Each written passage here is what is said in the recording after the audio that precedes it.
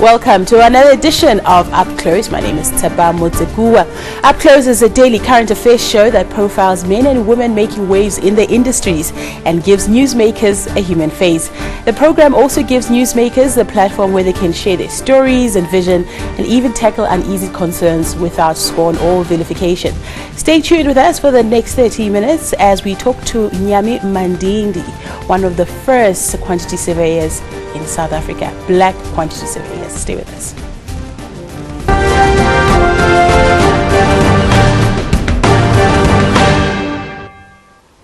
Nyami Mandindi graduated with a BSc in quantity surveying from the University of KwaZulu-Natal. Then she pursued her studies further in Boston, Massachusetts, the University of Cape Town, as well as in the UK at the London School of Business.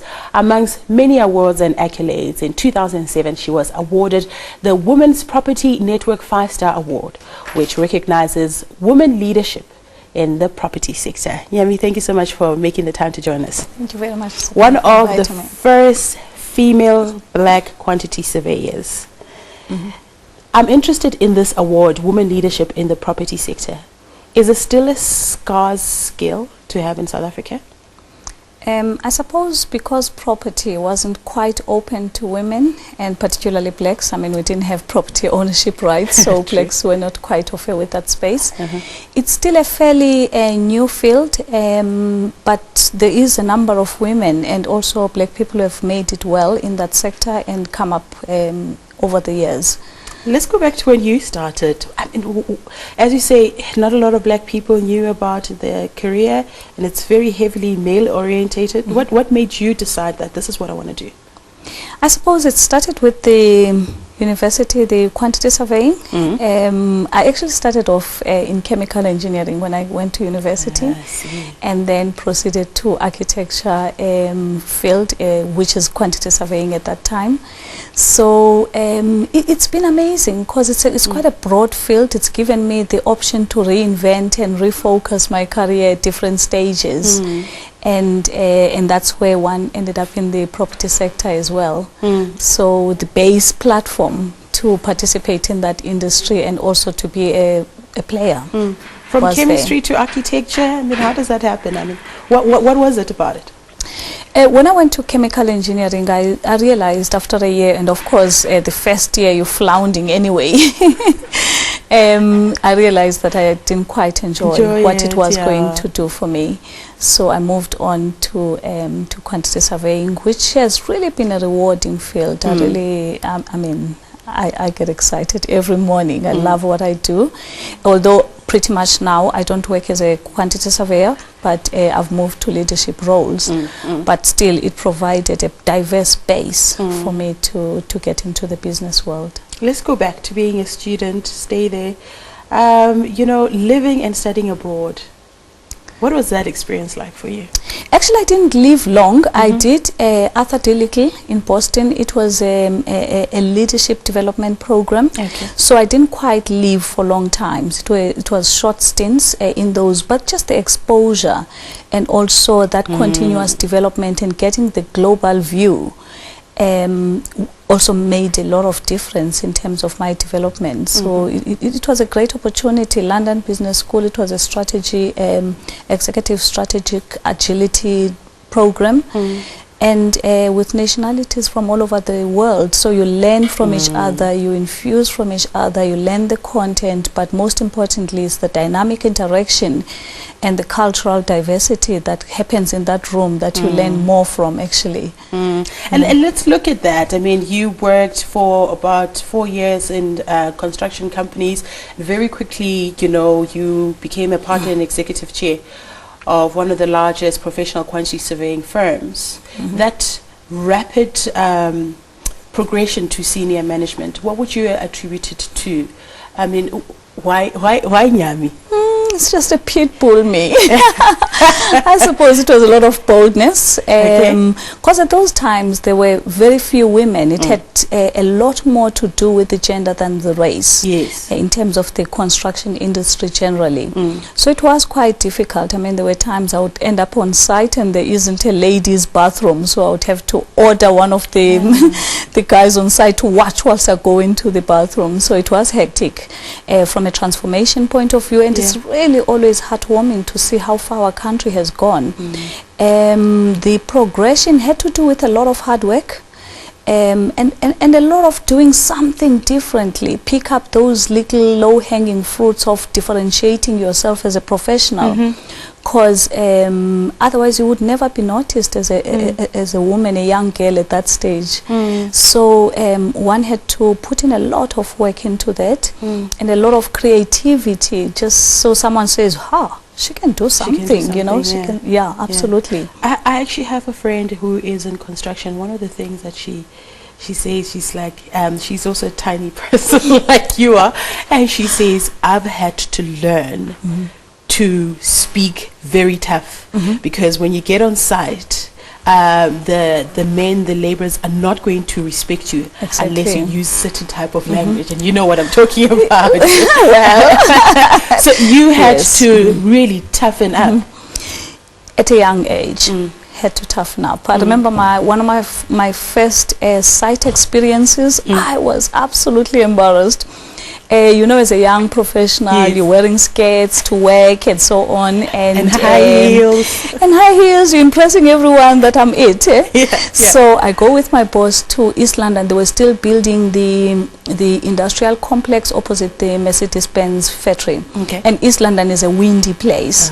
So we get out of the car. I'm wearing this wonderful skirt suit, and my skirts just go woo. So you can imagine, and the men on site, there was a work stoppage for the balance of the afternoon. And it was so embarrassing. And you had to, after that, speak to them and instruct them. And pick myself up, you know, so you lose face with the contractor, you lose face with the laborers, you lose face with your boss, because now he doesn't want to stick around and go around with you anymore because you're a disruption period. So all those things you have to balance. But fortunately I grew up in a very male family, so I know how to ruffle it with guys. I mean, really, that's know how what to I stand my ground. Surely this is not a skill that you get from the London Business School, or you get from studying at BSc. It's life. Where does it come from? Take us back. Where did you grow up? I grew up both in Cape Town and Mdantsane, East London, amongst a whole lot of boys, guys. Really, I love my brothers to bits. And being the younger one, 7, but at any point in time, I mean, 7 brothers. You know, ranging, because there will be family coming through, you know. Our home was everybody's home. It was always full. So, and then having to deal with those, because you get bullied, you get pushed around. Can you imagine? So you have to be smart about how you fight your wars, because physically I can't do it. So, yeah, I've got a couple of tricks I can use that come in very handy now. Okay, we're going to take a quick break, and then we continue to talk about the impact of being senior management on your family life, your personal life, etc. And then we'll talk about some of the things that some of our viewers probably don't know that you were involved in. You're watching Up Close. Please do stay with us. Yes.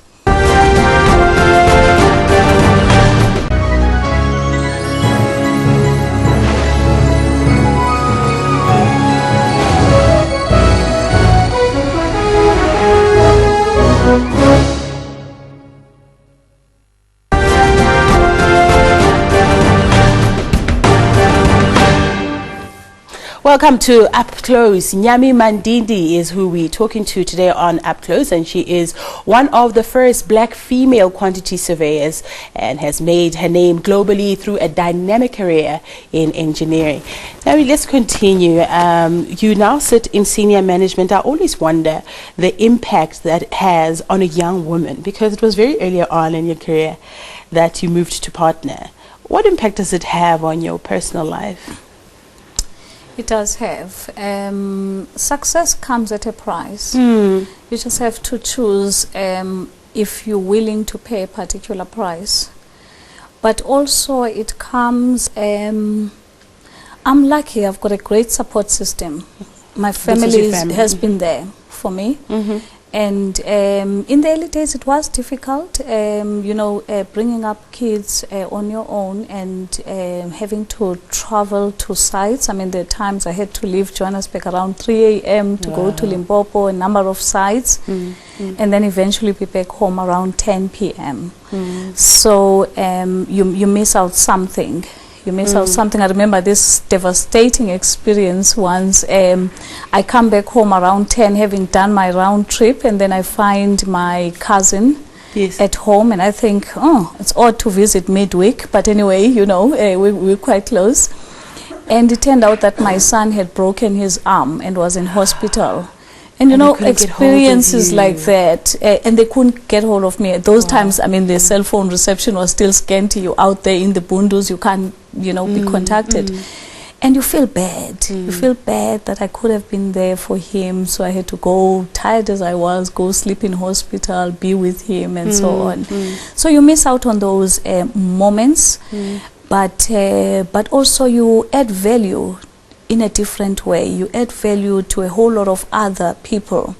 The development agenda in our country, the role modeling that you do consciously or subconsciously. To other young Because when I go to those places, you interact with rural kids who have no hope, who don't think that it would have been possible for a black person to rise to a certain level, who interact with you and suddenly something gets stirred inside of them. That little spark grows into a passion to be something at the end of the day. So that keeps me going. Yeah. What about in personal relationships, in terms of power dynamics? Does it cause a problem, when you have such a powerful position at work and then have to have relationships with men in a private space? It's a maturity issue both ways, I suppose. If you have a mature partner who can accept who you are and respect the space you're in, it can work. So it's but we still continue to have a very patriarchal kind of society. So it's still I suppose also as women, we have to at all times mutate our roles. Because you go into the village, you can't go there as a powerful CEO. You have to be the humble other woman and go sit in there. Our African settings, men sit around the crawl, we sit elsewhere. You have to fit into those because that's where we grew up anyway. And those relational dynamics, how you show up in a manner that doesn't intimidate, rather inspires others to be. So it's a continuous balance, absolutely, in society. So it's not only in the human dynamics, even in the family dynamics, it shows up in a different way, and you have to continuously be able to manage that such that people don't get intimidated by your presence, rather inspired to be something greater, to also something that's achievable as well in terms of their lives. I've heard that articulated differently by many successful women is that your femininity is actually not working against you. It's actually a tool that you can use. It's absolute value, and I think I admire South African women in that sense, because South African women have a way of being absolutely feminine and absolutely powerful. And we manage that balance, and elsewhere in the world there's usually that hardness that doesn't bring forward the feminine touch. So I like that about South African women, and I always look up to a whole range of women who do that.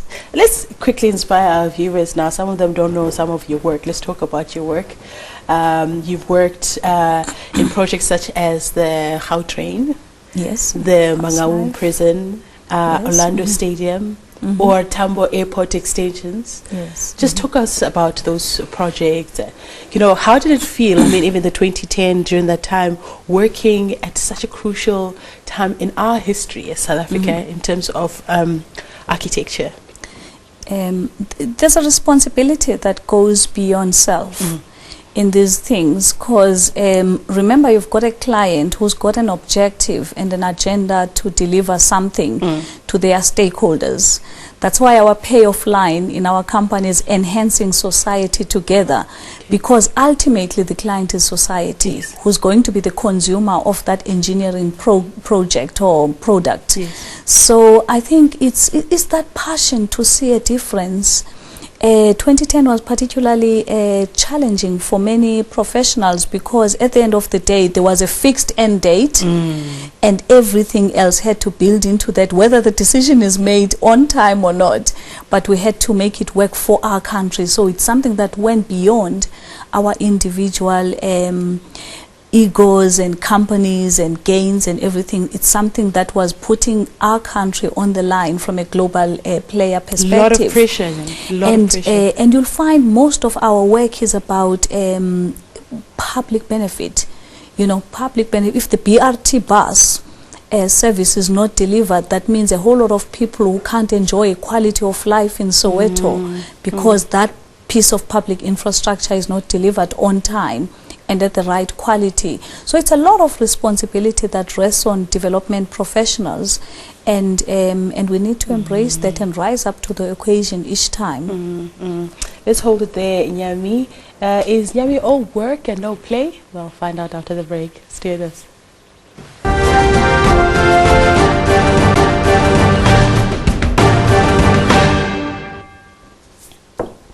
Welcome back to Up Close. We're having a chat with Nyami Mandindi, one of the first black female quantity surveyors who has made her name globally through a very dynamic career in engineering. Is Nyami all work and no play? What do you do for fun? Hiking. Hiking? Yes, okay. Hiking. And I do a lot of walking to really just clear my mind. You know, it really helps. And bit of running, which is how you just like keep fit. Talk to us about these pictures that we are looking at here. That's evidence that you really do this. Where is this? This was Kilimanjaro in March this year. We hiked up Kilimanjaro and successfully summited, I must say. And I think for me, the Kilimanjaro experience was really about taking me out of my comfort zones and some of the things we box ourselves with. I mean, I don't like cold, and the thought of, and I rough it, but I can't rough it that far, like sleeping in a tent. I've never been that way inclined, and Kilimanjaro was really pushing the borders for me. But I've always wanted to do it. I've always, I have a fascination with mountains. I see a mountain, I'm like, ooh, I can get up there. How would the view be from on top there? Yeah. I just love the challenge. I really do. How long did it take to climb to summit? To summit, it was 5 days. 5 days, yeah. In the cold? And the cold, it started getting quite cold around day 3. And then we got snowed in the tents and so on and so on. And I woke up and I thought, what was I doing, by the way? Why am I here? And thinking about your baby at home, say, thinking about my warm bed and the electric blanket and everything comfortable in my car and everything else. At no point did you think you might just not come out of this experience alive? It never occurred to me. Two things that never occurred to me. One was the possibility of not summiting, and the other one was the possibility of an injury. That's very interesting. Yes, that's a very positive mindset. Why is I that? actually thought about it afterwards, that I never even considered a possibility that I wouldn't get on top. So that didn't play off at all right through the experience. It was difficult. The first night sleeping in the tent, I was like, oh no, what was this now? I mean, thin mattress like that. Well, you know. So that was difficult.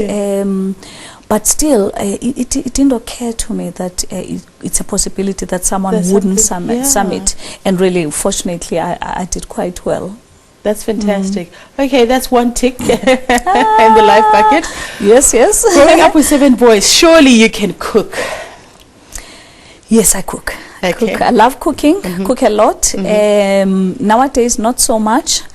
But I love cooking. I really do. December, actually last December, one of the things I said I would do is to cook and eat the food. You know, two things. So I cook a lot. I love baking. And the kids say it's good, so I would have to believe that it's good. So it's just for the kids. They blatantly. Do you like hosting? I imagine you being quite a host. I love it. Yeah, I love it. I love doing those garden parties. Oh, lovely. And just entertaining and having people having fun around me. And I don't do enough of it lately, but I love doing that. I really do. Love a good garden so that you can have people out there sticking around. Do you do any gardening? Yes, plant a bit of veggies. Not personally. I mean, like hectic stuff. It's incredible. You're in the construction business. You don't like being cold. You don't like being uncomfortable. You don't want to touch the dirt. No, I touch it, but not the hectic stuff. I mean, really. But I do a lot of. Actually, we plant most of our veggies at home. Got a nice veggie patch, and we just pick up. It's nice to walk out and pick up. Got a lot of herbs as well, which we use in cooking. So it's great. It's great. I love that. When we look at you as a woman, as a successful woman, this is my closing question. We see success in terms of what you've achieved that we can tick off. You know, what would you say personally has been your greatest achievement at this point in your life journey? Success is about contentment for me. It's about doing what I love. It's about waking up every day and know that I'm making a difference to my environment. I'm adding value and being a blessing to my generation. And I just love it. I love what I do. I really do. I love the development world. I love the whole engineering potential to really add value to the people of Africa, because that's my portfolio right now. But also being able to learn from others who have gone before us and be an inspiration to other young women and other young people at all. Nyami, absolutely love your energy. Thank you so much for making the time to chat to us on Up Close. Thanks for inviting me. That's how we wrap it today. You can catch us same time, weekdays, Up Close. That's on DSTV channel 404, SABC News.